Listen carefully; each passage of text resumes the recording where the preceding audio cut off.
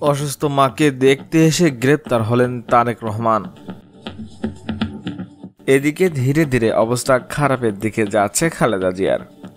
সোমবার রাতে শারীরিক অবস্থার আরও অবনতি হয়েছে বাংলাদেশের প্রাক্তন প্রধানমন্ত্রী তথা বিএনপি চেয়ারপারসন খালেদা জিয়ার। আপাতত রাজধানী ঢাকার এভারকেয়ার হাসপাতালে ভেন্টিলেশনে রেখে তার চিকিৎসা চলছে।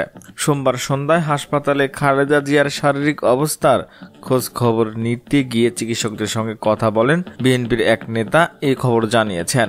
তার অবস্থা সংকটজনক।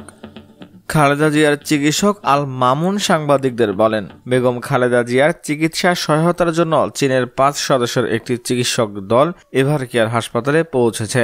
মূল চিকিৎসক দল মঙ্গলবার পৌঁছবে। এদিকে তারেক রহমানের বিরুদ্ধে যেসব মামলা রয়েছে সেগুলো হচ্ছে সাবেক তত্ত্বাবধায়ক সরকারের আমলে 2008 সালের সেপ্টেম্বরে জামিনে মুক্তি নিয়ে চিকিৎসার জন্য লন্ডনে যান বিএনপির তৎকালীন ভাইস চেয়ারম্যান তারেক রহমান। সেই থেকে তিনি লন্ডনে অবস্থান করেছেন। 2007 সাল থেকে তার বিরুদ্ধে অন্তত 84টি মামলা হয়।